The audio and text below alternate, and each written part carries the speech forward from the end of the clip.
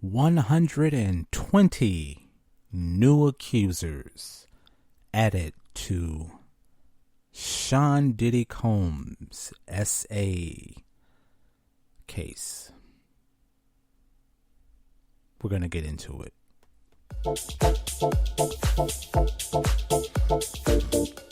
Ooh, you are listening to the behaviour experience.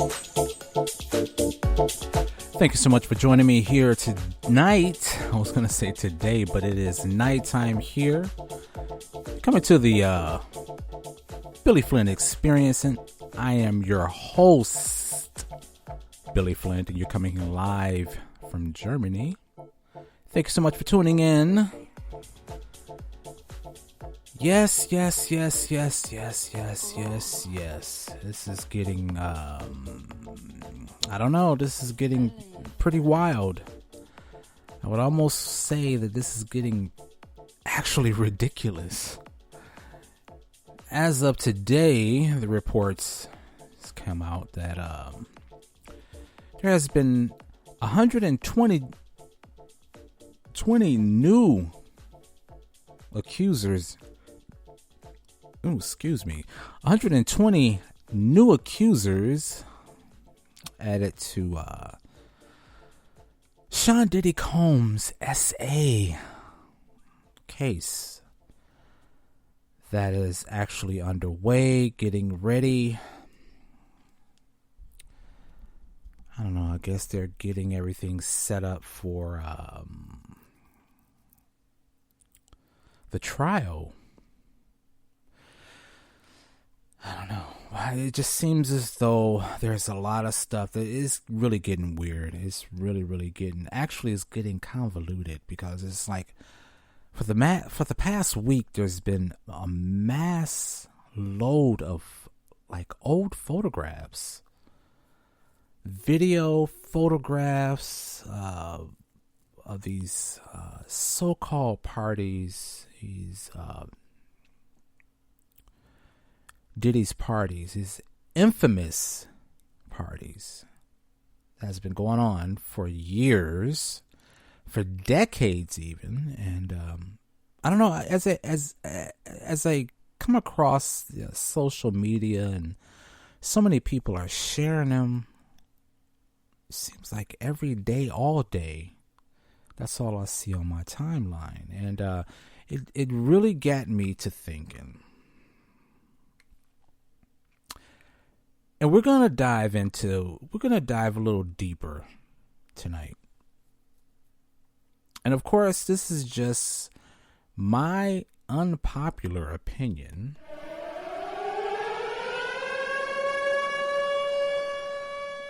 This is my unpopular opinion. Incoming.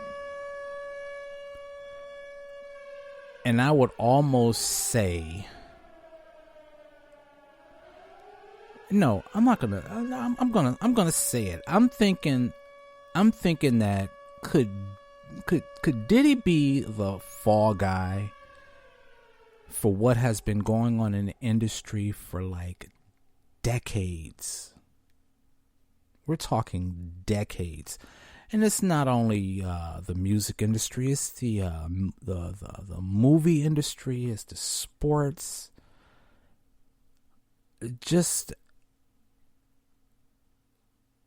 It seems like it's been going on for decades, and I guess I have to throw in Bill Cosby.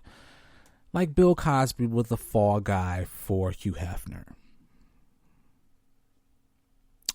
During that time in the 70s, of course, 60s, late 60s, early 70s, Hugh Hefner took on this empire of coolness,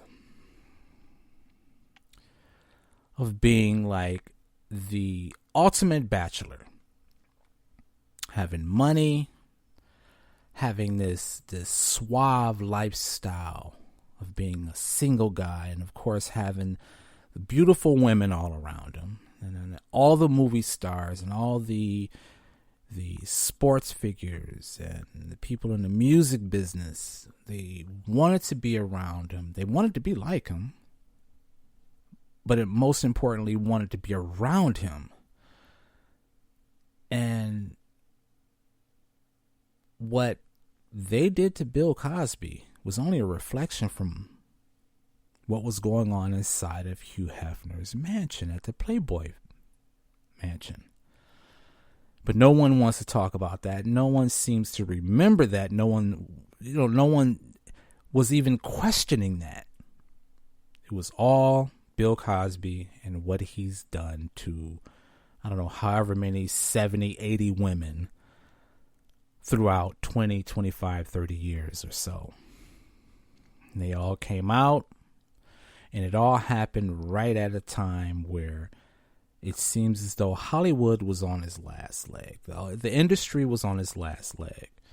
They weren't making the money that they were making. The movies that they were producing wasn't making a return on their investments. And the party was over. So it seems as though they were trying to cover up a lot of their deeds, their dirty deeds, their secret hidden debauchery, shenanigans. And all of a sudden, Bill Cosby was, along with, what is that guy name? Not Jeffrey Epstein, but he was one of them, but not Jeffrey Epstein. The guy who was the owner of Miramax, Weinstein. And of course, they had to throw him in there just to, the cool off the fire. But Bill Cosby was the infamous cherry on the top of the cake. He was the let's throw his black ass up there and make him the scapegoat, make him the fall guy. It was his fault. He was the one behind all of the essay accusations and the shrugs but anyone who has done any type of research behind Hugh Hefner's and his empire would know that this was going on way before Bill Cosby was on the scene at his parties. So this is what got me to thinking that possibly, again, this is my own unpopular opinion, that Sean Combs, Diddy, is becoming, he's the new fall guy for industry that is dying, which is the music industry. So what do they need to do? They need to cover up all of their debauchery. So they throw his black ass up on the cutting blocks. And everyone is focused on him. But we're going to get more deep into this. But I had a chance to listen to the lawyer, the prosecutor, one of the prosecutors. It's interesting what he had to say. So I tried to chop it down, condense it, because it was kind of long and it was getting a little bit overbearing to hear him talk. But I tried to chop it down and sort of make a little bit more sense. But we're going to listen to it in its entirety. But at the end is something that he said that clicked. As many of you know, our law firm has been at the forefront of some of the most important litigation in the United States. We like the tough cases. We thrive in the complicated cases. We've handled over the last 25 years some very big and very important cases. I believe that this one may surpass them all. There are many facets to this.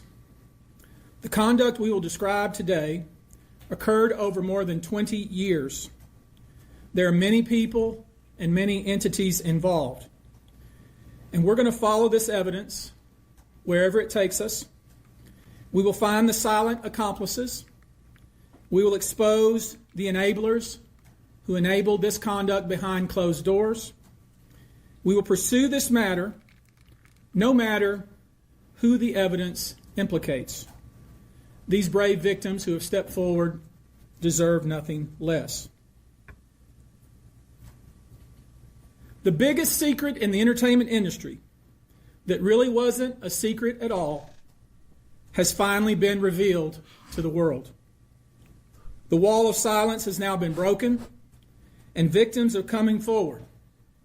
Our team has had at this point more than 3,285 individuals contact us with people claiming to have been victimized by Sean Combs.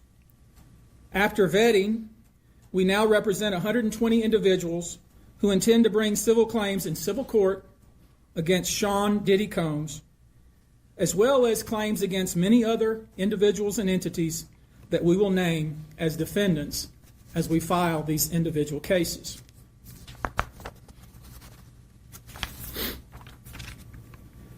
And you should know, to the extent the clients feel comfortable, we also intend to make these individuals available to the authorities, specifically to the FBI. And you should also know a few of them have already been spoken to by the FBI. Now, before we discuss the nature of the claims and claimants themselves, let me comment on the large volume of calls we have received since our first announcement. Even before the indictment of Sean Combs, we had received a small volume of calls and had screened a handful of cases. After the indictment of Sean Combs and the announcement that we were pursuing these claims, the floodgates opened. People who wouldn't otherwise, for a variety of reasons, are now stepping forward to make their voices heard and to pursue justice. But no, most of these people are scared. They fear backlash in their communities. They fear backlash in their own families.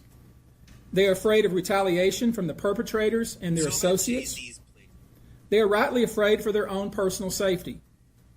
I expect that through this process, many powerful people will be exposed. Many dirty secrets will be revealed. We know what we are potentially up against. And as is always the case in situations like this, when a celebrity is involved, people can be downright mean and nasty. You would be shocked at the length fans will go, no matter the evidence, to the contrary, to defend celebrities they love. I mean, there's a reason for this word fans. They're fanatics. I've personally already been threatened multiple times on social media. And when I agreed to pursue this, I expected as much. This isn't my first rodeo. But victims who step forward to have their voices heard should not be subjected to that kind of conduct. They should not be targeted. I want to say this, and I want to be clear about it.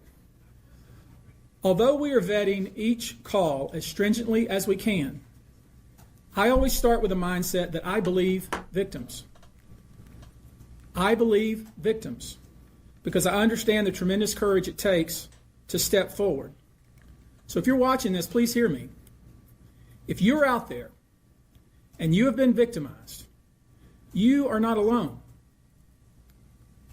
There is a great strength in numbers. You can seek redress.